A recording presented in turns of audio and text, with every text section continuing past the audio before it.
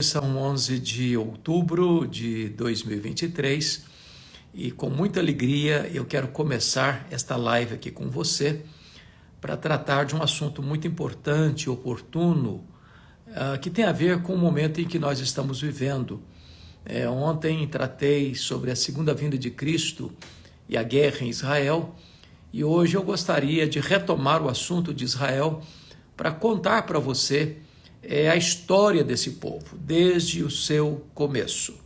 Então hoje eu quero trazer aqui uma abordagem histórica da nação de Israel, do povo de Israel. E espero que esta análise, que esta abordagem possa trazer luz à sua mente e ao mesmo tempo aquecer o seu coração.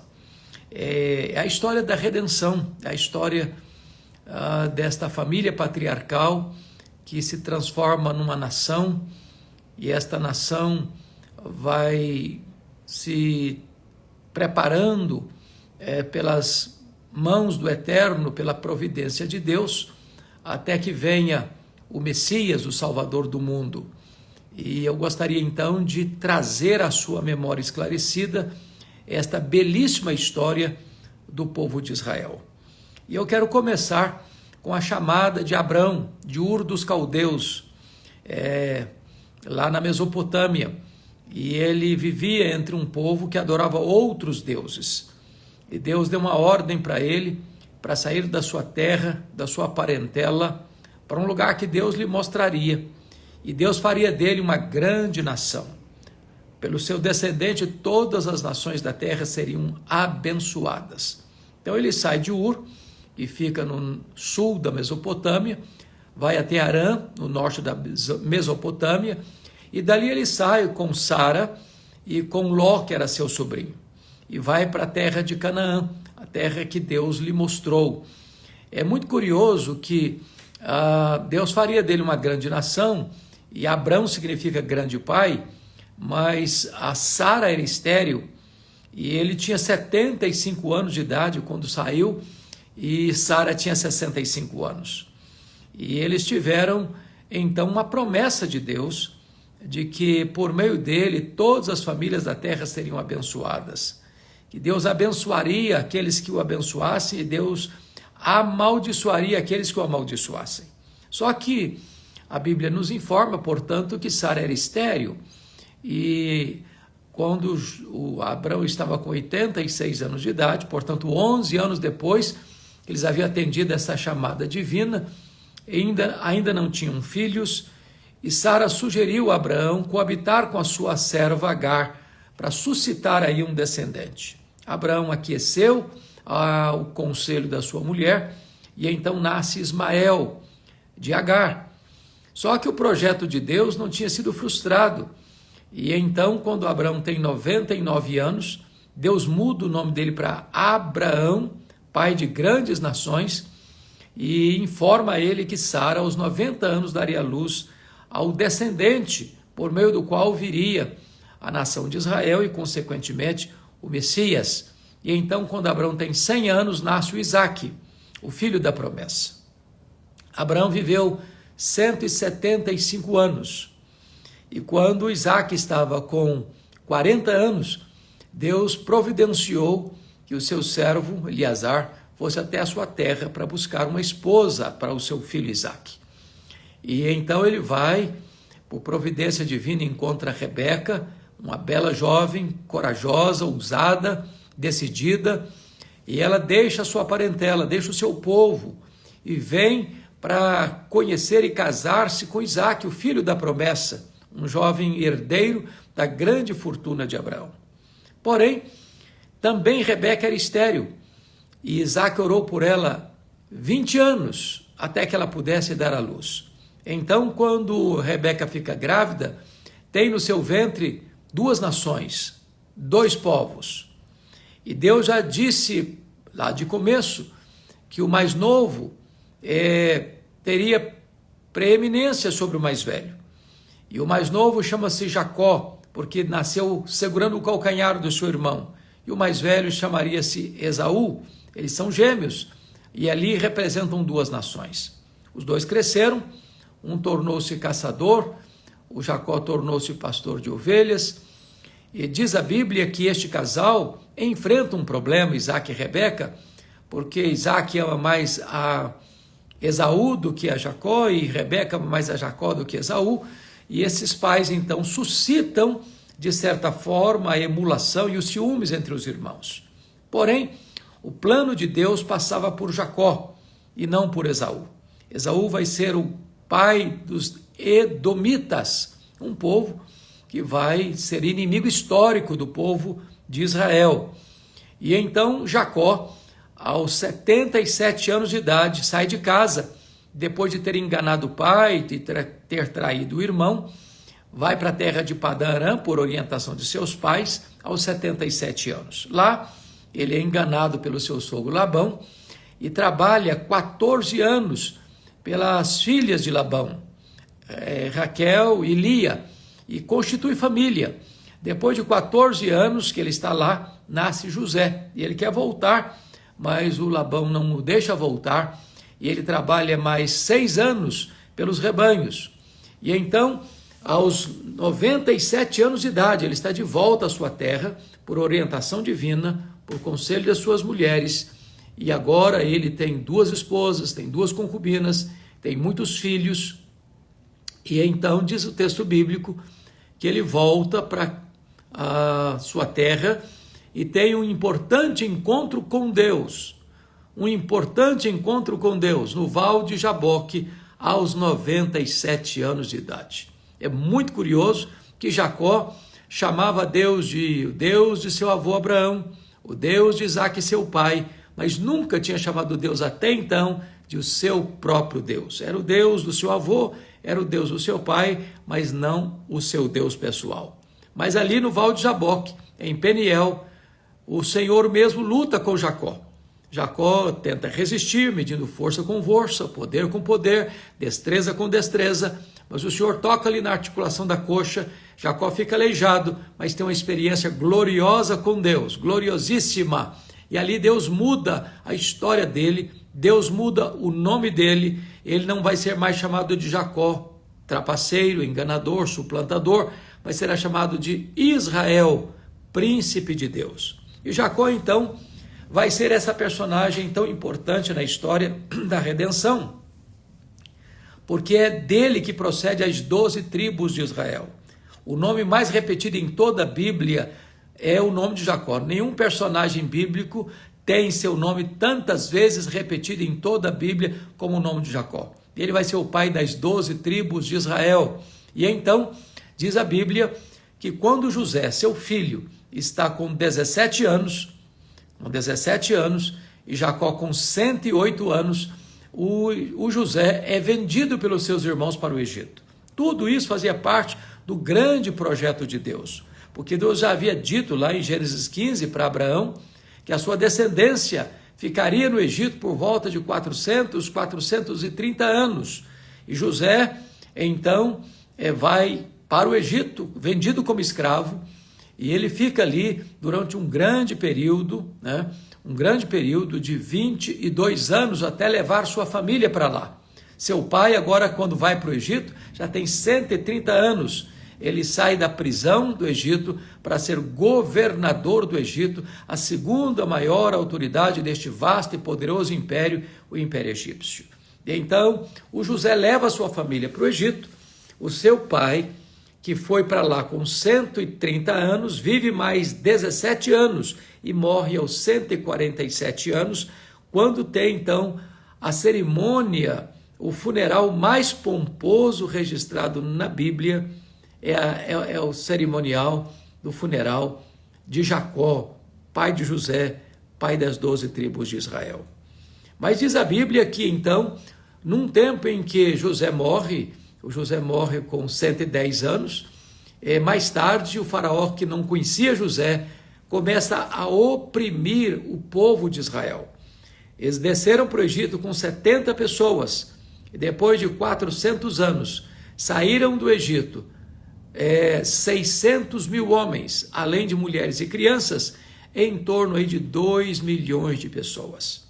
Deus promoveu para que o Moisés, filho de Amrão e Joquebede, que fora criado como filho da filha de Faraó, aos 40 anos tivesse que fugir do Egito, porque ele entendeu que devia livrar o seu povo na força do braço. E então ele mata um egípcio, esconde o corpo dele debaixo da areia, e isso é descoberto, ele tem que fugir do Egito. E passa 40 anos, até os 80 anos, no deserto, onde se casa e onde ele vai ser pastor de ovelhas. Mas aos 80 anos, Deus o chama numa sarça ardente no Sinai, e Deus o envia ao Egito. Deus se apresenta a ele como o grande eu sou. Ai, eu sou o que sou, me enviou até vós. E ele então vai ao Egito, juntamente com seu irmão Arão, e apenas com um cajado nas mãos. Ele triunfa sobre o faraó, ele desbanca o panteão de divindades egípcias, e então tira o povo de Israel desta amarga escravidão, com mão forte e poderosa, a mão forte e poderosa de Deus. E eles experimentam, nesta jornada rumo a Canaã, em 40 anos, grandes milagres, grandes prodígios. Deus abriu o Mar Vermelho, Deus mandou uma coluna de fogo para guiá-los de dia, de noite, e uma coluna de nuvem para guiá-los de dia. Deus mandou maná do céu, Deus mandou água da rocha, Deus não permitiu que os calçados se envelhecessem em seus pés, nem que as roupas envelhecessem em seus corpos. Deus conduziu esse povo por 40 anos, de maneira miraculosa, até entrar na terra prometida. É bem verdade que esta geração, que viu os milagres de Deus, que recebeu a santa lei de Deus nas tábuas que vieram lá do Sinai, escritas pelo dedo de Deus, esta geração que viu os inimigos de Israel sendo vencidos de maneira tão milagrosa, foi também uma geração incrédula e perversa. E por isso, de toda essa multidão que saiu do Egito, cerca de 2 milhões de pessoas, apenas 2 pessoas entraram na terra prometida, Josué e Calebe.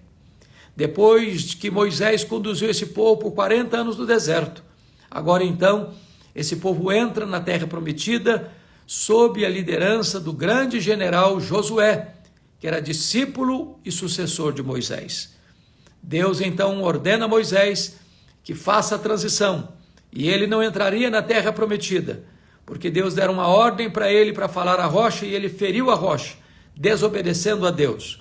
E então Josué, o grande capitão, é quem vai entrar na terra prometida, liderando o povo em 7 anos de conquista da terra prometida.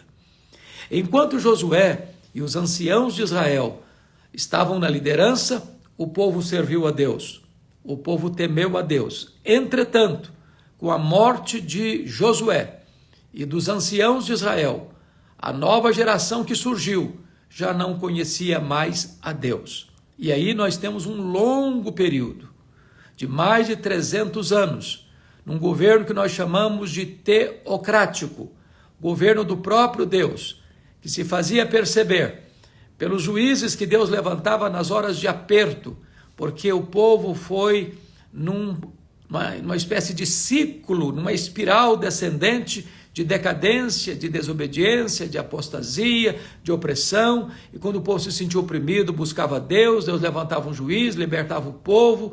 Quando tudo voltava à normalidade, o povo se voltava de novo para a idolatria, para a imoralidade, para a desobediência, e esse ciclo vicioso durou mais de 300 anos. Mais de 300 anos. É muito importante, então, destacar que nesse período de grande inconstância, numa espécie de gangorra espiritual do povo de Israel, Deus disciplinou o seu povo, não permitindo que aquelas nações fossem expulsas, mas essas nações tornaram-se como que espinhos nas ilhargas do povo de Deus. Os deuses pagãos tornaram-se laço, armadilha, arapuca para prender o povo debaixo de uma grande opressão. E então conclui-se o livro de Juízes, depois de mais de 300 anos deste governo chamado teocrático, dizendo que cada um fazia o que bem pensava, porque não havia rei em Israel. Então, nós temos agora o levantamento do último juiz de Israel, o maior juiz de Israel, que foi Samuel, que chega num tempo em que o sacerdócio está corrompido sob a liderança de Eli e de seus filhos Hofni e Finéias. Então Deus suscita o grande sacerdote, juiz e profeta de Israel, o profeta Samuel. E ele é aquele que vai trazer de volta a nação apóstata para a presença de Deus.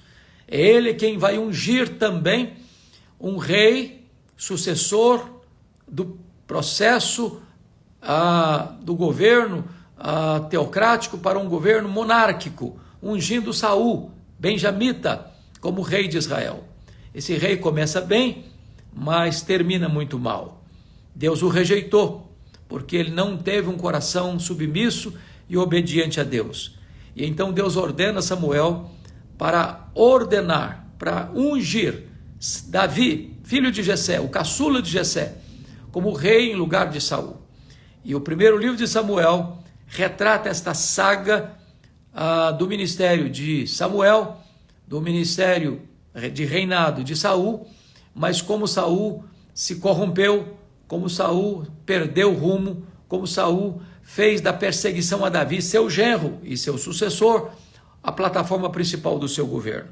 Saul, na verdade, tornou-se um homem ciumento, um homem inseguro, um homem louco, que fez muitas atrocidades, que fez muitas loucuras, a ponto de ir consultar uma pitonisa, consultar os mortos.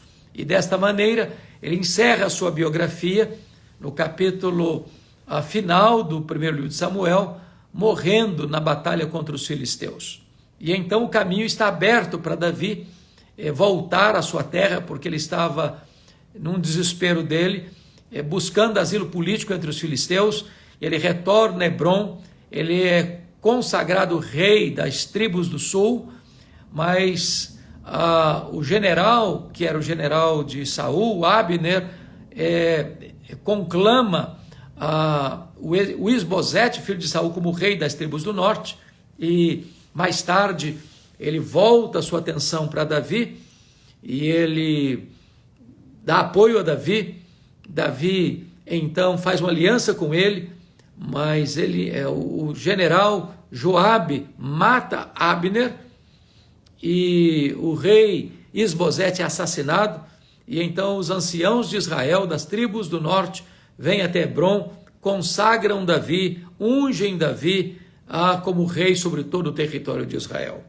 Davi reinou 7 anos em Hebrom e 33 anos em Jerusalém, porque a cidade de Jerusalém, que tinha sido queimada no período de Josué, a cidade de Jerusalém, que era a cidade dos Jebuseus, a capital dos Jebuseus, é tomada por Davi, é constituída como capital de Israel, o tabernáculo é trazido para Jerusalém, e Davi então governa no mais importante governo da história de Israel, 40 anos, não apenas tornando Israel como uma grande nação, mas também como um poderoso reino, conquistando os povos à sua volta e ao seu redor.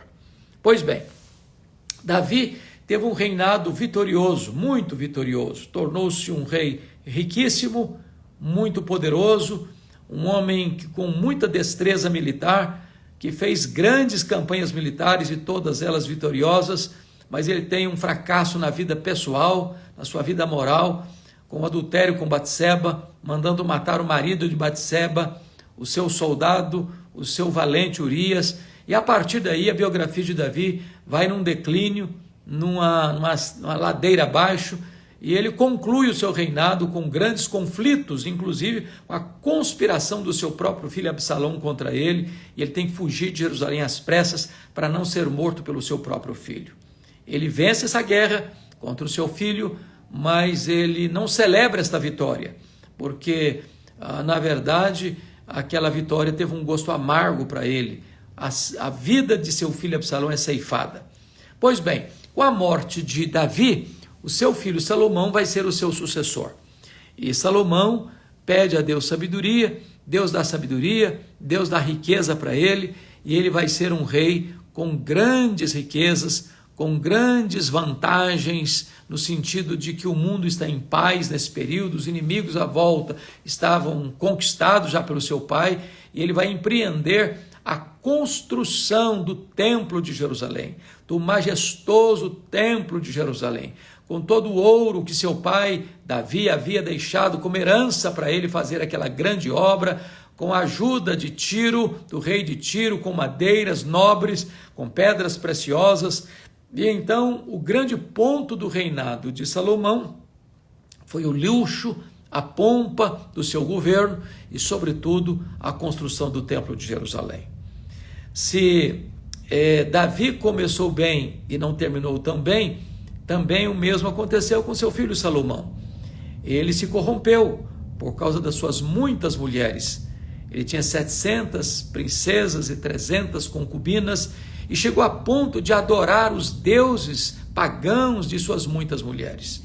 E o seu reino entrou também num declínio, porque Salomão teve o seu período de crise, e o livro de Eclesiastes retrata com muita clareza esta crise vivida por Salomão. Com a morte de Salomão no ano 931 a.C., o seu filho Roboão assume o governo. Com essa transição de governo, os anciãos, o povo, foram a ele pedindo para aliviar os impostos, porque na verdade todo o luxo da corte, quem pagava a conta era o povo, com pesados tributos. E este rei, filho de Salomão, não teve sabedoria suficiente para lidar com isso, foi buscar conselho dos anciãos, os anciãos disseram: olha, escuta o povo, é prudente escutar o povo. De fato, o povo está sendo oprimido demais, com pesados tributos. Mas ele não ficou muito satisfeito com esse conselho, foi buscar conselho nos jovens, e os jovens disseram: não, você tem que ser mais duro ainda, você tem que dizer para o povo que o seu dedo mínimo é mais grosso do que o braço do seu pai. E com isso, houve uma cisão, uma racha no reino, e 10 das 12 tribos de Israel seguiram a liderança cismática de Jeroboão I, formando o que nós chamamos de Reino do Norte, mais tarde tendo como capital a cidade de Samaria. E no sul ficaram as 2 tribos de Judá e Benjamim, cuja capital continuou sendo a capital de Jerusalém. Vale destacar que nesse Reino do Norte, que durou apenas 209 anos, de 931 a 722, nós tivemos 19 reis, em 8 dinastias diferentes. Vale também destacar que nenhum desses reis andou com Deus. Foram homens maus, foram homens perversos, foram homens idólatras, foram homens opressores, foram homens que fizeram mal fizeram mal aos olhos do Senhor, os homens que abriram o campo para o sincretismo religioso e perverteram as 10 tribos do norte. Então, depois desse período de 209 anos, em 722, o poderoso império assírio cercou Samaria, tomou Samaria e levou cativo esse povo para nunca mais retornar como um povo hegemônico. Uma estratégia do rei Sargão II foi trazer povos estrangeiros para habitar nessa região, formando um povo híbrido, chamado de samaritano, que vem a se tornar um povo inimigo do povo judeu, historicamente inimigo do povo judeu, um ódio que durou mais de 7 séculos, porque eu estou falando aí do ano 722, e quando Jesus dá início ao seu ministério, realiza o seu ministério, esse ódio ainda estava prevalecendo. É tanto fato que lá em João capítulo 4, somos informados de que quando Jesus passou pela província de Samaria, ao encontrar-se com aquela mulher samaritana, foi ela quem pontuou: como tu pedes de beber a mim, sendo tu judeu, e eu uma mulher samaritana? Então esse ódio só foi derrubado com a chegada do evangelho, quando o diácono Filipe é enviado para lá, e ele chega lá pregando o evangelho, e mais tarde os apóstolos enviam Pedro e João para lá, e eles oram pelos samaritanos, eles recebem o Espírito Santo, e a igreja cristã começa a florescer em Samaria, derrubando o muro da inimizade que existia entre eles. No Reino do Sul, é muito importante destacar, me permita tomar um pouquinho de água aqui, é importante destacar que o Reino do Sul, cuja capital era Jerusalém, alternou entre reis piedosos e reis ímpios. Nós tivemos homens piedosos no Reino do Sul, poderíamos citar, por exemplo, Asa, poderíamos citar Josafá, poderíamos citar o rei Uzias, poderíamos citar o rei Ezequias, o rei Josias, mas tivemos também homens muito maus, como Acabe, como Manassés. Pois bem, o Reino do Sul também alternou, ou melhor, ele alternou, porque o lado do norte só teve coisa ruim. Nenhum desses reis andou com Deus, mas no Reino do Sul alterna-se o poder entre homens bons e homens maus. Mas, ao fim, Deus mandou profetas, como Isaías, como Miqueias, como Joel, como o próprio Jeremias, e o povo não quis ouvir a voz de Deus através dos seus profetas.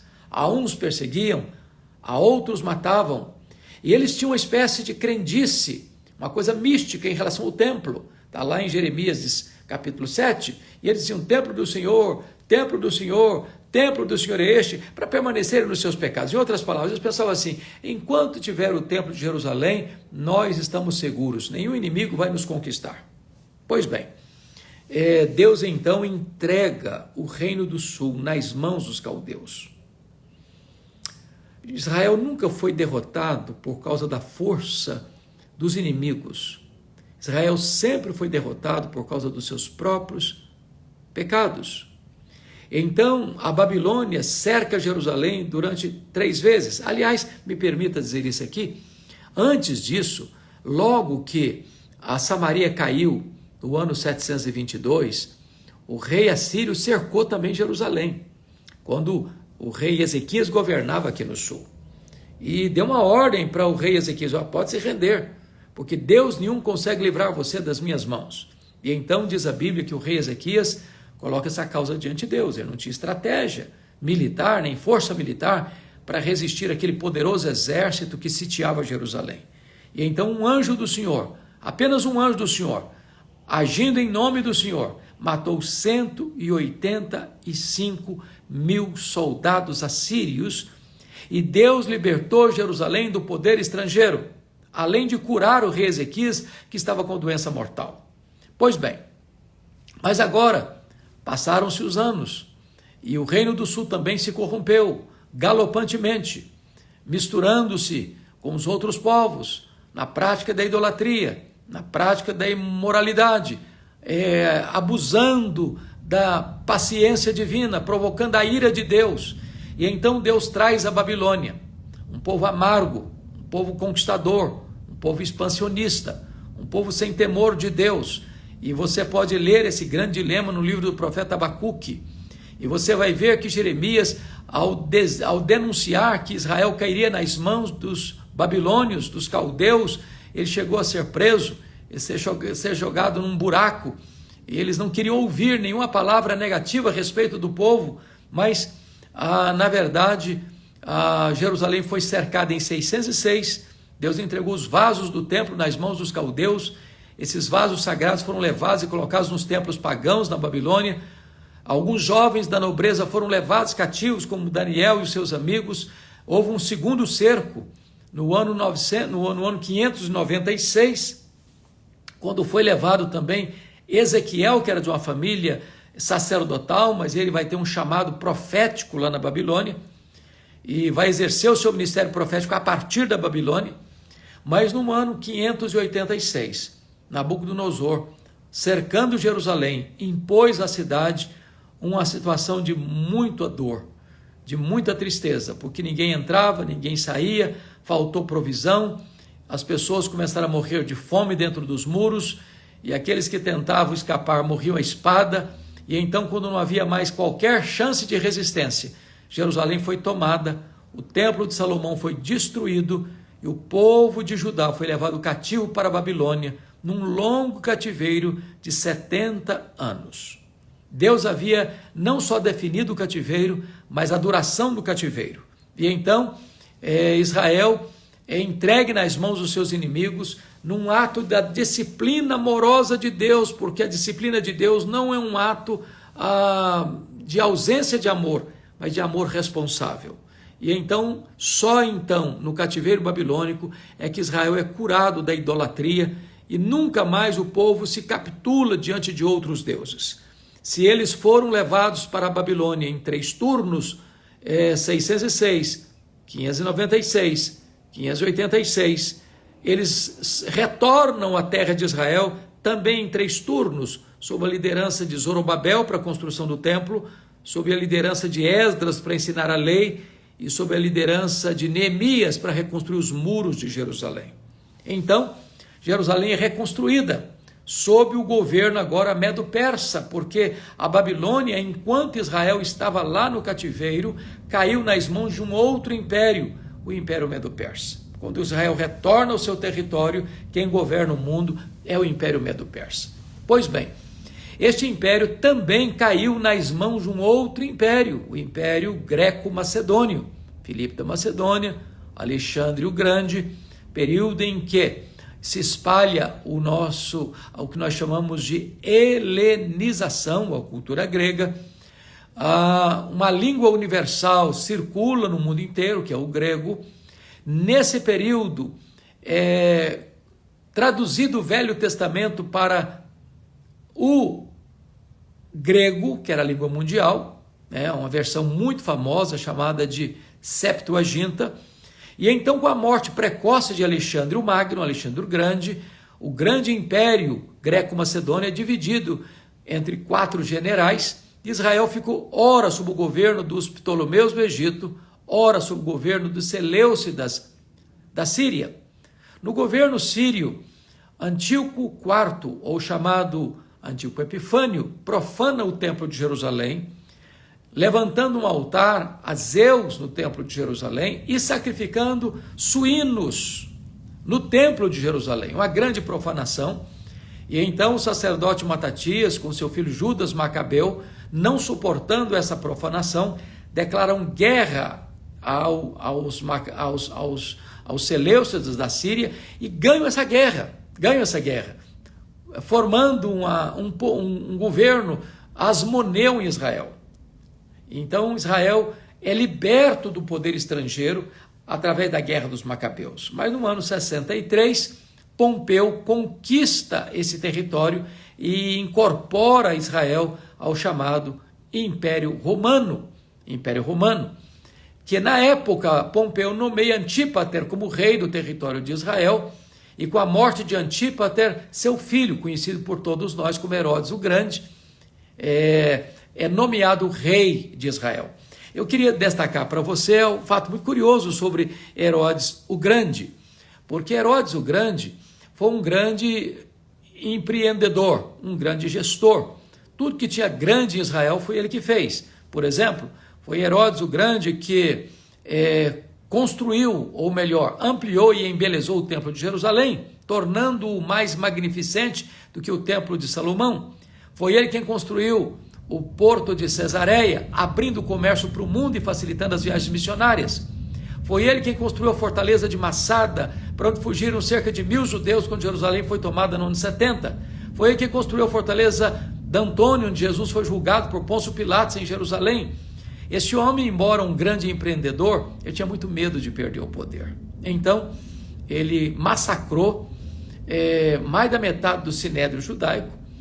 Ele mandou matar membros da sua própria família, porque ele casou-se 9 vezes, e ele mandou matar membros da sua própria família. E ele, quando os magos vieram do Oriente, com a notícia de que tinha nascido o rei dos judeus, e eles tinham vindo para adorá-lo, ele, com ciúmes, mandou matar as crianças de Belém, uma grande chacina, perversa essa chacina, mas o Senhor tinha orientado a José e Maria para fugirem com o menino para o Egito. E então, com a morte de Herodes o Grande, seu reino é dividido entre 4 filhos. Arquelau, o tetrarca da Judéia, o Herodes Antipas, tetrarca da Galileia, o Filipe e o Lisânias, tetrarca de outras regiões de Israel. Pois bem, vale destacar que quando Jesus nasce, Jesus nasce, quem está governando o mundo é o Império César Augusto, e quem está dominando a província é Herodes o Grande. Quando Jesus morre na cruz do Calvário, quem está governando o mundo é Tibério César, quem está governando em Jerusalém, Israel, na região do sul, né?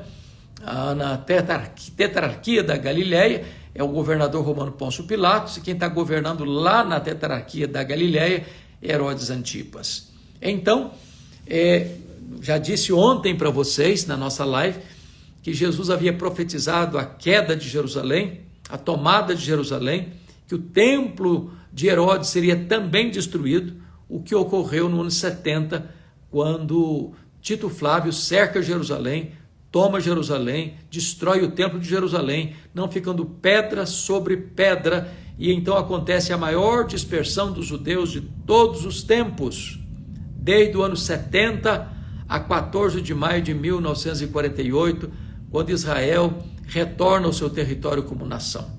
Só quero concluir a minha fala com vocês, dizendo que a sobrevivência de Israel é um grande milagre.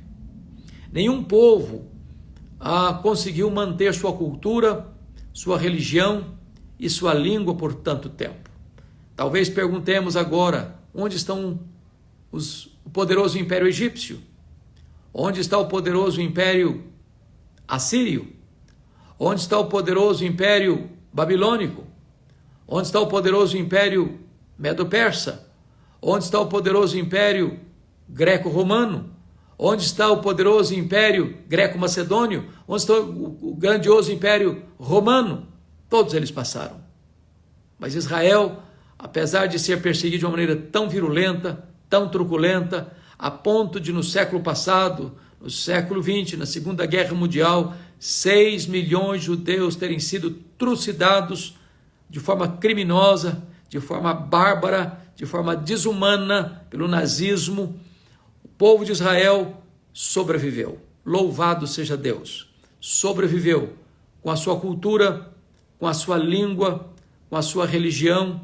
E então, no dia 14 de maio de 1948, Israel retorna ao seu território como nação.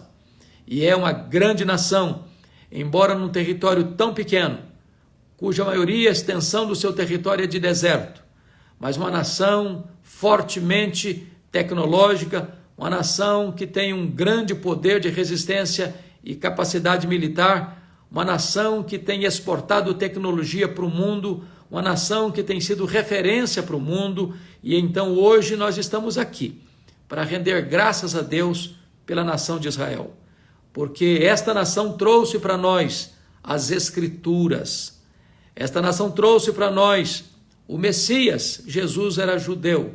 Esta nação ainda há de ser restaurada por Deus, conforme você pode ler em Romanos, capítulo 9, 10 e 11.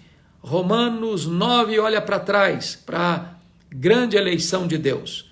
Romanos 10 olha para o presente, para o pecado de Israel. Mas Romanos 11 olha para o futuro, para a restauração de Israel. Nós nos solidarizamos mais uma vez com Israel nessa grande luta que está enfrentando pelo ataque terrorista do Hamas no dia 7 de outubro, onde centenas e centenas de israelitas, de judeus foram mortos de forma covarde, crianças decapitadas, mulheres estupradas, velhos completamente pisoteados, e um banho de sangue de forma criminosa foi imposto a Israel. Então, nossas orações em favor deste povo que foi tão covardemente atacado, e que Deus restaure esta nação, que Deus restaure a paz no Oriente Médio, que Deus restaure o temor do seu poderoso nome entre as nações, para que todos reconheçam Jesus Cristo como Senhor, como Messias, como Salvador. Não há paz fora do Príncipe da Paz. Não há salvação fora deste nome, que é o nome de Jesus. Porque a Bíblia diz que não há nenhum outro nome dado entre os homens pelo qual importa que sejamos salvos. Não é religião que nos salva, não é rito sagrado que nos salva, só Jesus salva, só Jesus liberta, só Jesus traz paz, Só Jesus quebra o muro da inimizade. Só Jesus é aquele que pode estabelecer o reino da paz, o reino da justiça. Então, que Deus abençoe sua vida, que Deus abençoe seu coração, que Deus abençoe sua família e até breve, se Deus quiser.